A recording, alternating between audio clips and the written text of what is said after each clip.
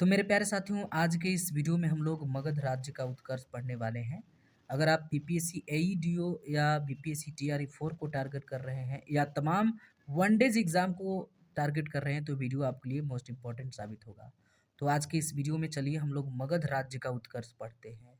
आप लोगों को पता होगा मेरे प्यारे साथियों कि मगध जो था वो सबसे शक्तिशाली था। जी हाँ, मगध सबसे शक्तिशाली था। और इसको पढ़ने के लिए हम एक ट्रिक का भी इस्तेमाल करेंगे। आपको पता होना चाहिए कि 16 महाजनपदों में मेरे प्यारे साथियों एक ऐसा महाजनपद था मगध जो सबसे शक्तिशाली था। और इसको पढ़ने के लिए इसमें कौन कौन से वंश आए हैं उसको पढ़ने के लिए हम लोग एक ट्रिक का इस्तेमाल करेंगे।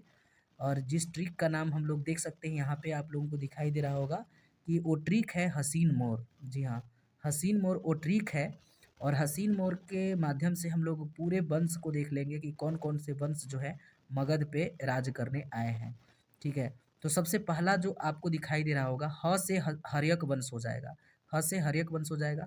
सी से मेरे प्यारे साथियों आप लोगों को पता है कि शिशुनाग हो जाएगा, शिशुनाग वंश आया। उसके बाद नंद वंश आया। उसके बाद मेरे प्यारे साथियों मौर्य वंश आया। जी हाँ, मौर्य वंश आया। हर्यक वंश, शिशुनाग वंश, नंद वंश और उसके बाद नंद वंश के बाद मेरे प्यारे साथियों सबको हम लोग सीक्वेंस में याद रखेंगे। देखिए हर्यक वंश में कौन कौन राजा आया, तो सबसे पहले देखिए हर्यक वंश का जो संस्थापक होगा या हर्यक वंश का प्रारंभिक जो राजा होगा उस राजा का नाम होगा बिंबिसार। ठीक है, बिंबिसार के बाद उसका बेटा आता है हर्यक वंश का अजात शत्रु। उसके बाद उदयन आता है। उसके बाद नागदशक आता है जो कि हर्यक वंश का अंतिम राजा होता है। नागदशक हर्यक वंश का अंतिम राजा होता है। उसके बाद मेरे प्यारे साथियों देख सकते हैं कि शिशुनाग कौन आता है, शिशुनाग। शिशुनाग वंश आता है और उसका जो राजा होता है वो शिशुनाग होता है। उसके बाद शिशुनाग के बाद कालाशोक आता है। उसके बाद शिशुनाग वंश का अंतिम जो राजा होता है वो अंतिम राजा नंदीवर्धन होता है। मेरे प्यारे साथियों नंदीवर्धन की हत्या महापद्म नंद ने किया और महापद्म नंद ने नंदीवर्धन की हत्या करने के बाद एक नए वंश का स्थापना किया। उस वंश का नाम था नंद वंश और नंद वंश का संस्थापक महापद्म नंद होता है। आपको पता होगा कि महापद्म नंद प्रथम गैर क्षत्रिय शासक था और ये मतलब कि ये महापद्म नंद जो है ना एक उपाधि धारण भी किया था। मतलब गैर क्षत्रिय शासक होने के नाते मतलब सर्व छत्रांग की उपाधि धारण किया था। ठीक है, उसके बाद मेरे प्यारे साथियों घनानंद के सॉरी महापद्म नंद के बाद आता है घनानंद। अब देखिए घनानंद के बाद आप समझ सकते हैं कि एक नया वंश मौर्य वंश आता है। तो सबसे पहले अब हम लोग बिंबिसार से हम लोग इन चीज़ों को देख लेते हैं। मेरे प्यारे साथियों बिंबिसार के बारे में आप लोग पढ़ लीजिए। बिंबिसार जो था हर्यक वंश का सबसे संस्थापक राजा था, पहला राजा था, प्रारंभिक राजा था। बिंबिसार ने अपनी राजधानी कहाँ बनाया, तो राजगृह को बनाया जिसको हम लोग राजगीर के नाम से जानते हैं। ठीक है, राजगृह का मतलब क्या होता है, तो राजा का घर होता है। राजगृह का मतलब राजा का घर होता है। बिंबिसार मतलब ऐसा एक शासक था हर्यक वंश का जो सबसे पहले अस्थायी सेना रखने का काम किया। यानी अगर कोई शासक सबसे पहले अस्थायी सेना रखने का अपने सेना में अस्थायी सैनिकों को रखा तो वो था बिंबिसार।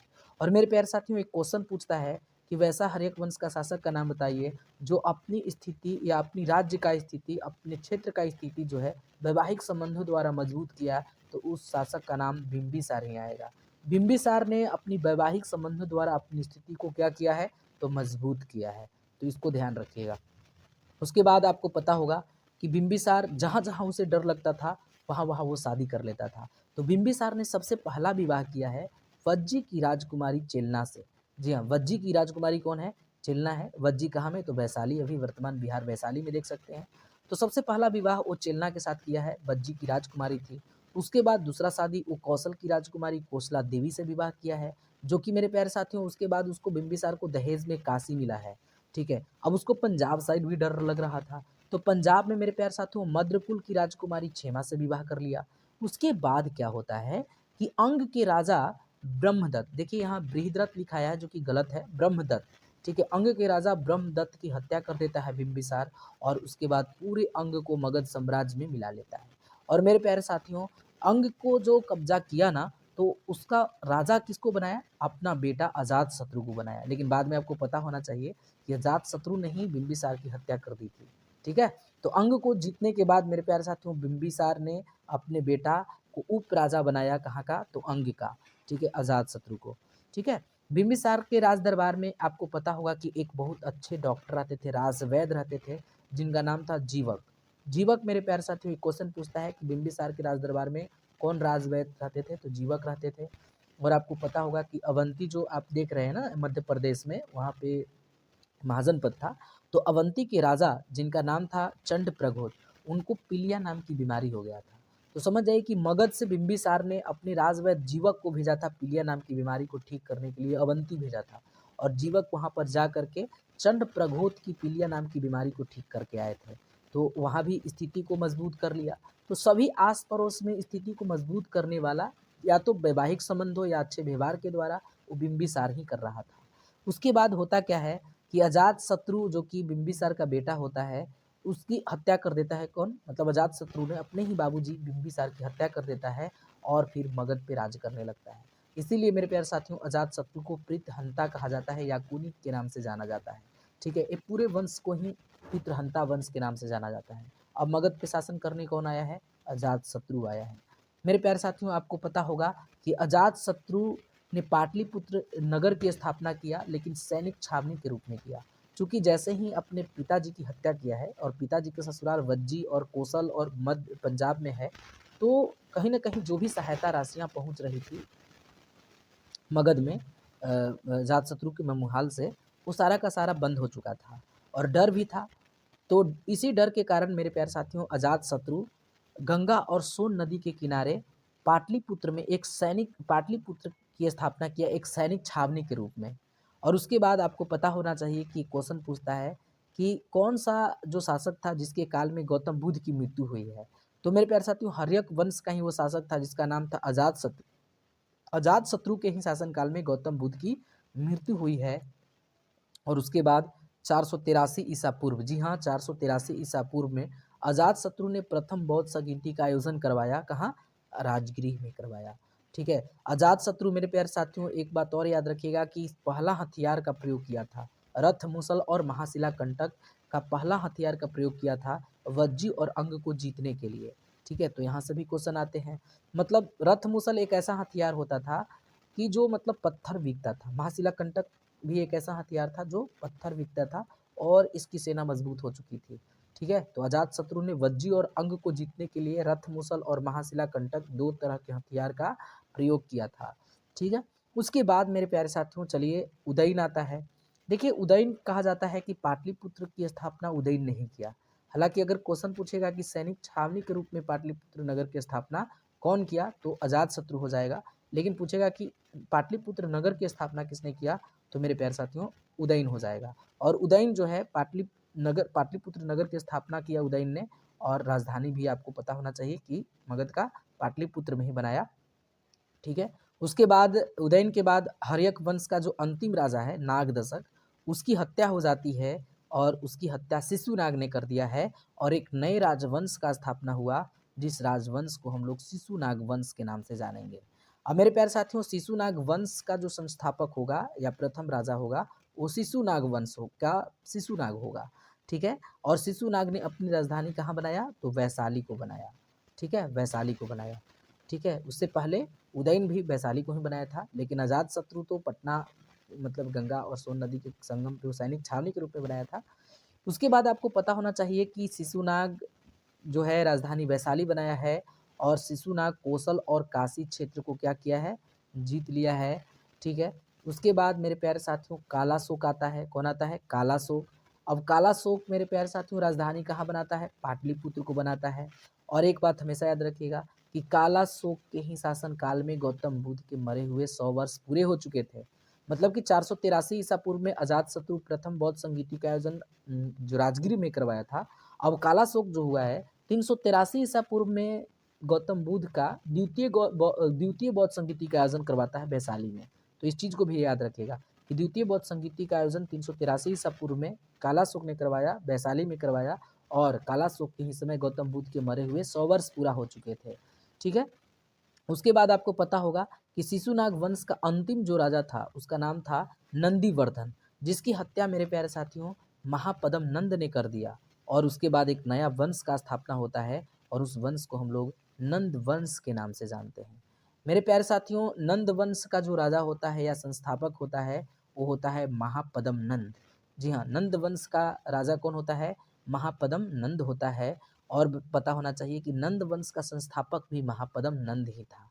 मेरे प्यारे साथियों, महापद्म नंद एक प्रथम गैर क्षत्रिय शासक था और वो उपाधि धारण किया था सर्व छत्रांक का। ठीक है, क्वेश्चन पूछता है कि निम्न में से नंद वंश का कौन सा राजा था जो सर्व छत्रांक की उपाधि धारण किया, तो उसमें आप लोग याद रखिएगा सर्व छत्रांक की उपाधि धारण करने वाला महापद्म नंद था। और मेरे प्यारे साथियों, सर्व छत्रांक का मतलब होता है कि सभी क्षत्रियों को नाश करने वाला, सभी क्षत्रियों को नाश करने वाला, क्योंकि प्रथम गैर क्षत्रिय शासक था महापद्म नंद। उसके बाद महापद्म नंद ने एकराट और एक कच्छ की उपाधि भी धारण किया था, इसको भी ध्यान रखिएगा, एकराट की भी उपाधि धारण किया था। उसके बाद महापद्म नंद कलिंग को भी जीत लिया था और नंद वंश का जो अंतिम राजा हुआ वो मेरे प्यारे साथियों घनानंद हो गया। घनानंद अंत नंद वंश का अंतिम शासक था और बहुत क्रूर शासक था। घनानंद के बारे में बताया जाता है कि मेरे प्यारे साथियों घनानंद वंश का सबसे प्रतापी शासक अगर कोई था तो घनानंद ही था, नंद वंश का।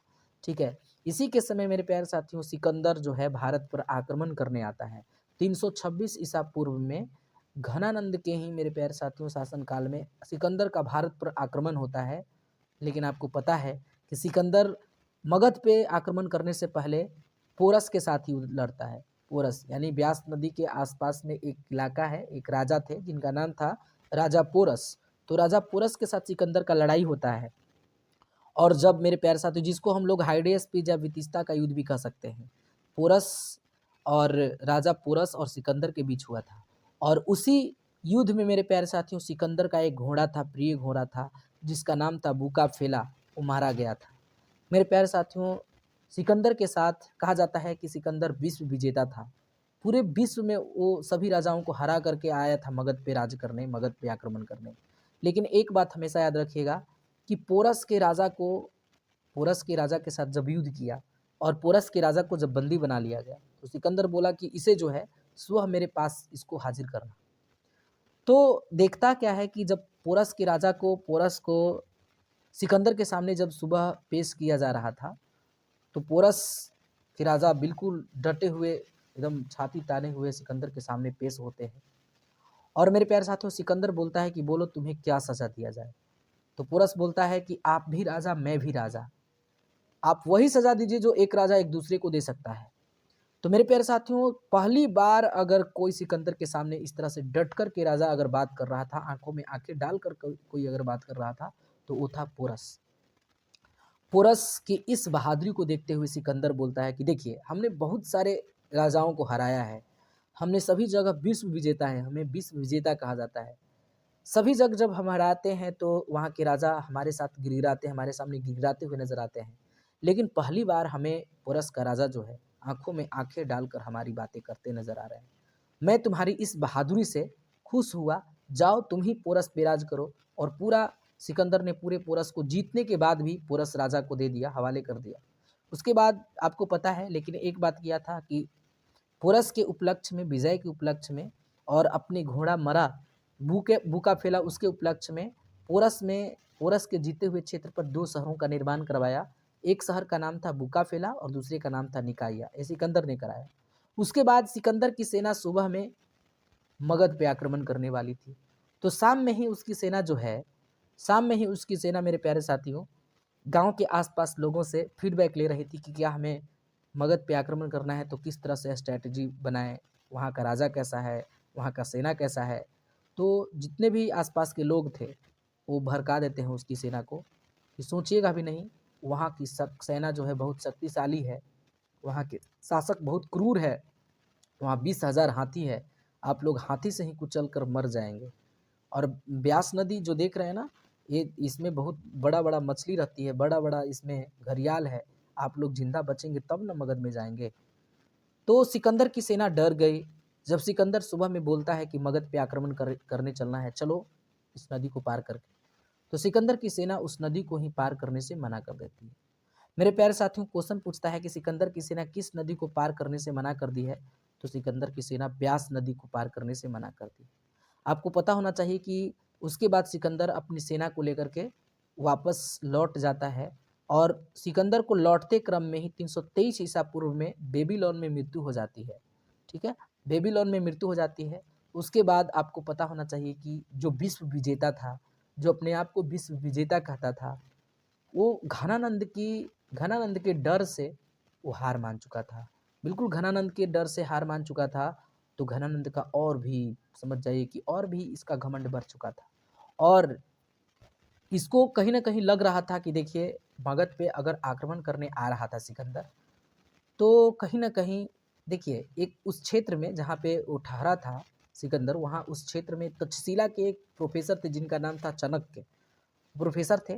तो चाणक्य को लग रहा था, वो नामी ग्रामीण थे जिनका गोत्र था कौटिल्य, वो नामी ग्रामीण थे। उनको घनानंद को लगा कि कहीं न कहीं वही जो चाणक्य है, वो मगध के बारे में बताया होगा, तब सिकंदर मेरे ऊपर आक्रमण करने आ रहा था। ठीक है? तो घनानंद जो है सिकंदर के लौटने के उपलक्ष्य में, या सिकंदर हमला नहीं किया है मगध पे, उसके उपलक्ष्य में घनानंद एक बहुत बड़ा भोज का आयोजन करता है और उसमें सभी सम्मानित गणमान्य लोगों को आयोजन में बुलाता है। चाणक्य को भी इनवाइट करता है। चाणक्य आते हैं खाने के लिए। जैसे ही भोज पे बैठे हैं चाणक्य, घनानंद आकर के चाणक्य को उठा देता है और बोलता है, अरे अरे अरे, तुम्हें कौन बुलाया, चलो भागो। चाणक्य को भरी सभा में बेइज्जत कर दिया गया। चाणक्य उसी समय अपनी शिखा को खोल देते हैं और बोलते हैं कि घनानंद, जब तक हम तुम्हें इस राजगद्दी से हटा नहीं देंगे, जब तक हम तुम्हें इस मगध की राजगद्दी से नहीं हटा देंगे, तब तक हम अपनी शिखा को ठीक ठाक नहीं करेंगे, मतलब नहीं बांध के रखेंगे। उसके बाद चाणक्य जो है अपने स्तर से सेना का निर्माण करते हैं और आक्रमण करते हैं, लेकिन घनानंद की सेना बहुत मजबूत थी, तो हार मान जाते हैं। उसके बाद मेरे प्यारे साथियों, घनानंद जो हैं चंद्रगुप्त मौर्य के सहायता से, अपनी कूटनीतिज्ञ से मगध से घनानंद को हटा देते हैं और एक नए वंश का उदय होता है, और जिस वंश का नाम है मौर्य वंश। जिस वंश का नाम क्या है? मौर्य वंश। और मौर्य वंश का संस्थापक अगर आपसे पूछेगा तो याद रखिएगा चंद्रगुप्त मौर्य। चंद्रगुप्त मौर्य के बाद बिंदुसार आता है शासन करने मगध पे। बिंदुसार के बाद अशोक आता है, अशोक के बाद कुणाल आता है, कुणाल के बाद दशरथ आता है, और मेरे प्यारे साथियों दशरथ के बाद मौर्य वंश का अंतिम राजा बृहद्रथ आता है। तो क्वेश्चन पूछेगा कि मौर्य वंश का अंतिम राजा कौन था, तो बृहद्रथ था। मेरे प्यारे साथियों चंद्रगुप्त मौर्य देखिए अब मगध का शासक बन चुका है। उसके बाद होता क्या है कि सिकंदर तो चला गया, लेकिन सिकंदर का एक सेनापति जिसका नाम था सेल्यूकस निकेटर, सेल्यूकस निकेटर मेरे प्यारे साथियों उसी क्षेत्र में बस चुका था। अब सेल्यूकस निकेटर के मन में आ रहा है कि जो काम हमारे गुरु जी नहीं कर पाए थे, जो सिकंदर जो विश्व विजेता थे वो नहीं कर पाए, क्यों ना अब उस काम को हम कर दें, यानी मगध पे आक्रमण करके मगध को अपने जीत ले, तो मेरा नाम होगा। तो इसी नाम के चक्कर में सेल्यूकस निकेटर मगध पे आक्रमण करवा देता है। लेकिन मेरे प्यारे साथियों चंद्रगुप्त मौर्य का सेना, चाणक्य का समझ जाए कूटनीतिज्ञ, उसके आगे सेल्यूकस निकेटर की सेना कुछ नहीं कर पाती है, कुछ नहीं कर पाता है। और चंद्रगुप्त मौर्य जब सेल्यूकस निकेटर के सामने सेना लेकर जाते हैं, हाथी उथी लेकर जाते हैं, तो सेल्यूकस निकेटर हार मान जाता है और बोलता है कि बस बस बस, हम आपसे लड़ना नहीं चाहते हैं, हम आपकी बहादुरी देखना चाहते थे, क्योंकि हमारी एक बेटी है जिसका नाम है हेलना, उसी से आपको शादी, उसके लिए हम एक वर खोज रहे थे और वो वर आप हैं। तो चंद्रगुप्त मौर्य बोलते हैं कि हाँ शादी तो कर लेंगे, लेकिन उसके बदले में हमें क्या मिलेगा। तो सेल्यूकस निकेटर बोलता है कि देखिए आप जो चाहिए, आपको जो चाहिए वो हम देंगे, लेकिन आप हमारी बेटी हेलना से शादी कर लीजिए। तो होता क्या है कि शादी हो जाता है हेलना के साथ, और उसके बदले में चंद्रगुप्त मौर्य को दहेज के रूप में पूरे पाकिस्तान और पूरा अफगानिस्तान मिल जाता है। और मेरे प्यारे साथियों सेल्यूकस निकेटर सिकंदर का सेनापति था, इस बात को हमेशा याद रखिएगा। सिकंदर का सेनापति कौन था? सेल्यूकस निकेटर था। और चंद्रगुप्त मौर्य को जब हिंद मतलब पाकिस्तान और अफगानिस्तान दहेज में मिला है, तो अब चंद्रगुप्त मौर्य का जो सीमा है वो हिंद कुश पर्वत तक पहुंच गया है। बदले में चंद्रगुप्त मौर्य जो है उन्हें 500 हाथी केवल दिए थे। ठीक है, तो याद रखिएगा कि सेल्यूकस निकेटर जो कि सिकंदर का सेनापति था, ठीक है, वो चंद्रगुप्त मौर्य के साथ अपनी बेटी का विवाह किया था, और चंद्रगुप्त मौर्य की सीमा मतलब वो दहेज में पाकिस्तान और अफगानिस्तान दे दिया था, जिसके कारण चंद्रगुप्त मौर्य की सीमा हिंद कुश पर्वत तक पहुंच गया था। तो मेरे प्यारे साथियों आज के सीरीज में बस इतना ही। अब इसके नेक्स्ट जो पार्ट है वो हम नेक्स्ट वीडियो में लेकर आएंगे। तब तक के लिए आप अपना ख्याल रखिए।